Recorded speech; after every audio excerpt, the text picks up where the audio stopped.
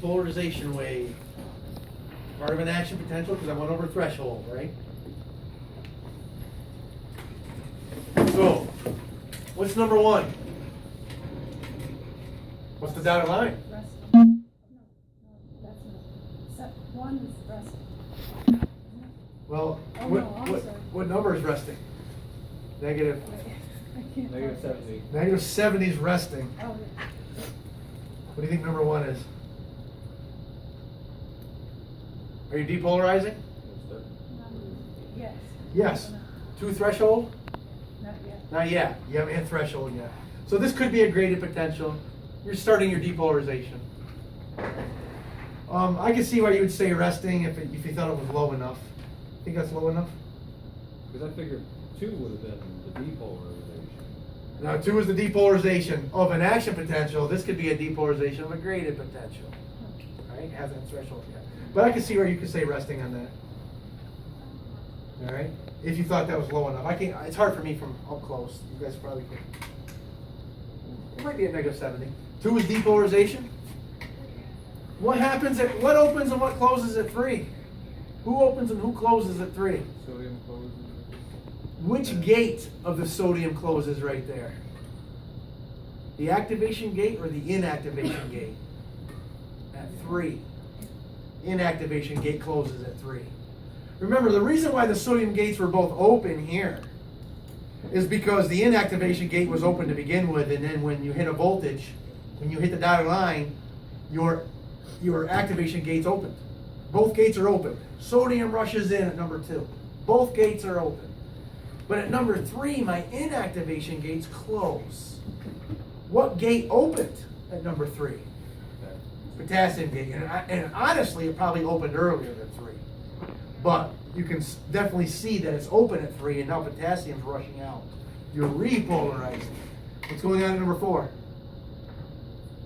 Hyperpolarizing, because your potassium gates are slow to close. Any questions about this picture?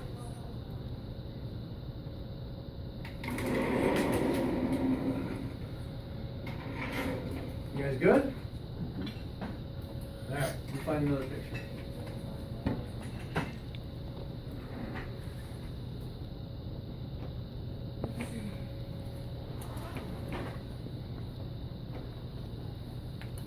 Why would I put those pictures on there?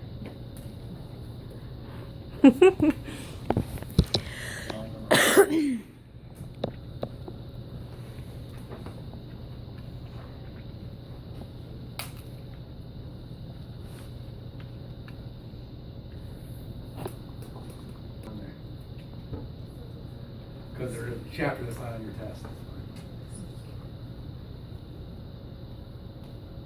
Alright, so let me go down through here and tell you what's on this test, kinda, as in a roundabout way. Okay, you need to know the anatomy of a neuron, not because I'm going to point to a picture, I'm not going to point to a picture, but you have to know how the dendrites receive a signal and how the axon sends a signal. And you must know about a synaptic cleft and a synapse, a chemical synapse. So you definitely got to know about that anatomy of a neuron, about synaptic clefts and synapses and dendrites and axons. You got to know all 6 of your neuroglial cells. The 4 central nervous system neuroglial cells and the 2 peripheral nervous system neuroglial cells. Does anyone have a question about them right now? The big thing I like to ask, it's not the only thing I asked in here. You have to know all 6 of them, but the big thing I like to make sure you know the difference of is you know that oligodendrocytes myelinate in the central nervous system and Schwann cells myelinate in the peripheral nervous system. I like to make sure that you know that.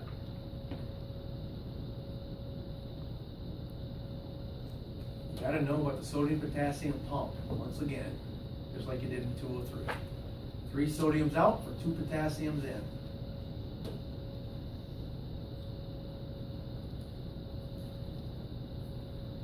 Okay, now, I asked this, so be careful. I encourage you to draw pictures on this test.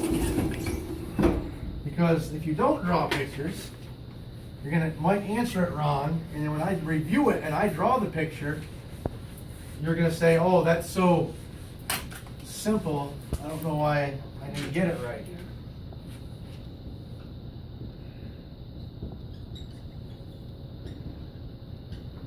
What's the charge on the inside of the neuron?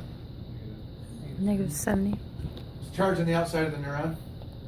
S- What's a major cation outside? Sodium. Make sure you get that right. What's a major cation on the inside? Potassium.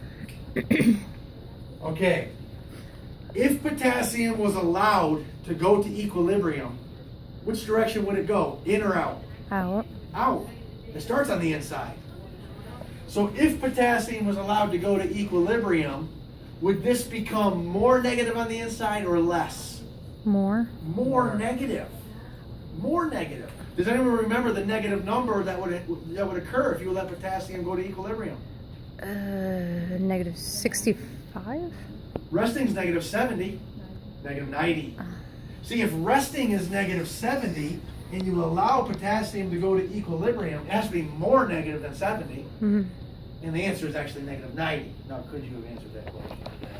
See, you actually could have answered that question just by knowing it had to be no more negative than negative 70. You didn't have to remember the number 90. You just had to remember it had to be more negative than 70. Resting is negative 70. If potassium were allowed to go to equilibrium, it would be more negative. Likewise. So if you just said greater than negative, well, less than negative 70. In other words, I'm telling you, there's only one answer that was more negative than negative 70. All you didn't have to memorize the number, you just had to know the concept to answer that. Now, if sodium were allowed to rush in, what would it become? Less negative or more negative on the inside? More. Less and less negative. To the point of being positive? Doesn't it recycle back? Well, let me ask you this. When you depolarize, you don't even let all the sodium come in when you depolarize. When you depolarize, what do you go to in an action potential? Positive what? 30. And you didn't let all the sodium come in, or you didn't let sodium equilibrate. So if you were to allow it to equilibrate, you would even be more positive than positive 30, right? Does anyone remember the number? Positive 66. If you were allowed sodium to equilibrate, you would hit a positive 66. But what you really had to know was sodium would rush in, and the inside would become less and less negative, even to the point of being positive. And the answer is positive 66 for that.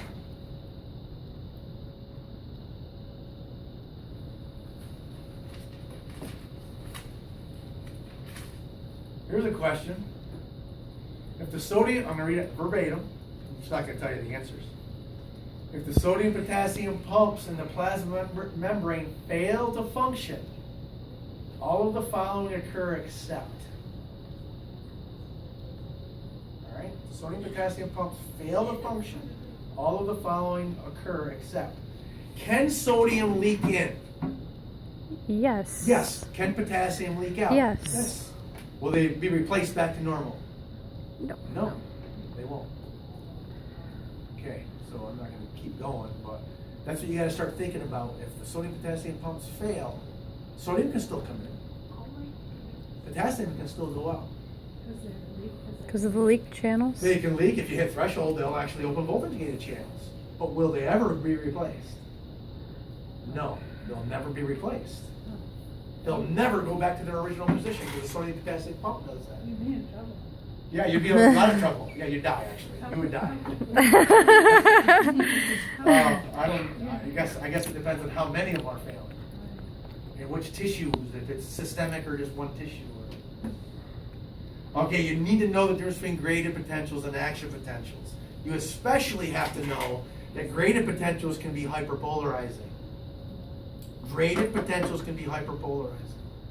And, by the way, can graded potentials be depolarizing?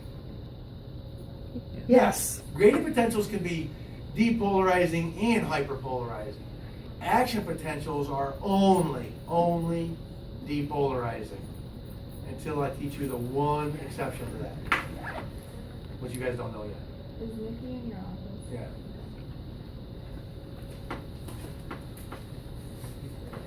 All right. Number 18. Oh, don't care what number it is. I'm going to read it verbatim.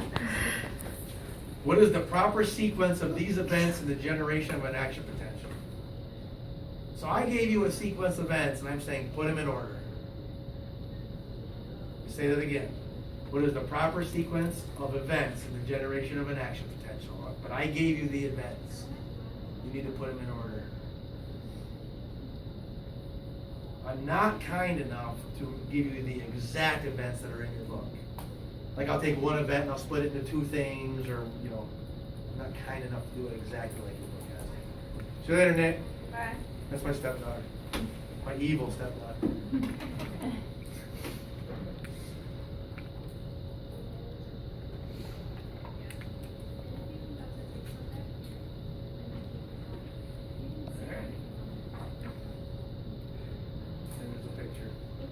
Look at this.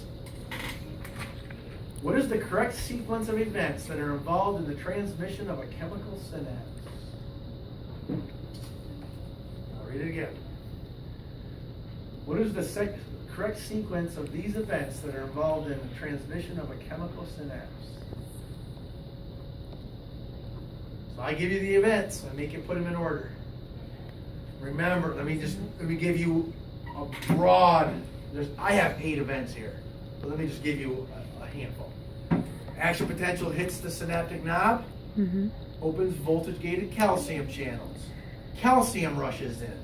Calcium causes the synaptic vesicles to fuse and exocytosize. The neurotransmitter is released. The neurotransmitter floats across the synaptic cleft and binds the receptor and has its effect. Now remember, its effect could be excitatory or inhibitory. Now let's talk about that. I want to make sure you get this correct.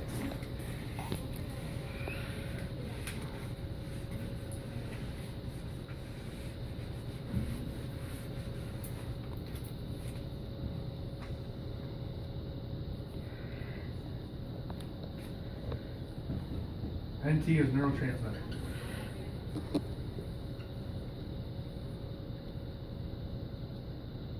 Okay. If this neurotransmitter binds its receptor and opens sodium channels, what happens in this membrane? Sodium rushes in. Sodium rushes in. And then what happens? And then it causes a excitatory response. EPSP. Excitatory postsynaptic potential. If the neurotransmitter binds its receptor and opens a chloride channel, there's a lot of chloride on the outside, hardly any on the inside, chloride rushes in. What kind of response? IPSP. Why? Because it made it more negative. Made it more negative. It hyperpolarized it. IPSP. Hyperpolarized it. It was already negative 70 on the inside. Chloride rushed in and made it negative 80, negative 90, negative 100.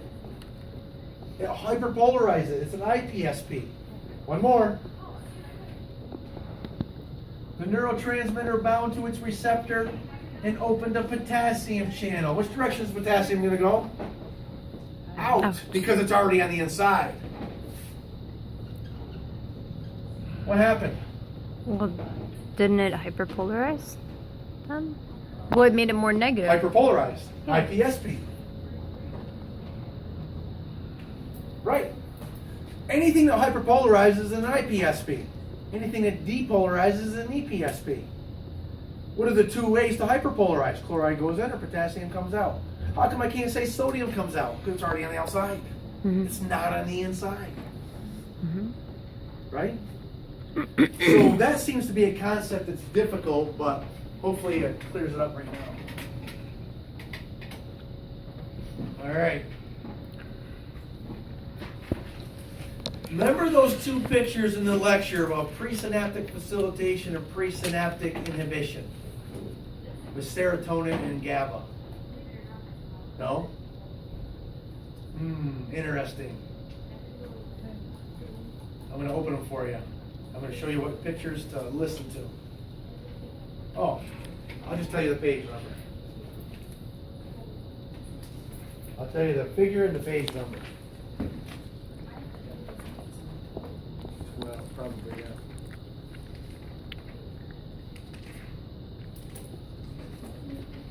Just towards the end. 424. Yeah, page 424, figure 1220. Page 424, figure 1220. Make sure you know it. Couple questions on that. Page 424, figure 12-20.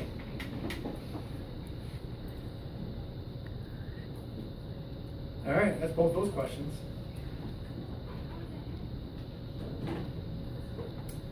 Okay, I have some interneuron pool questions in here. Remember your pools, divergent and convergent and reverberating? Remember those pools? So I have some interneuron pools in here.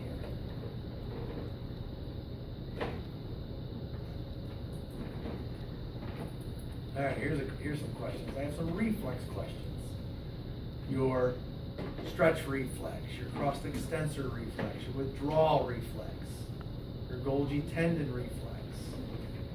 Which one inhibits a too powerful of a muscle contraction? Golgi tendon. The Golgi tendon organ is what keeps you from contracting your muscles too powerfully. So you don't rip tendons and break bones. That's the Golgi tendon.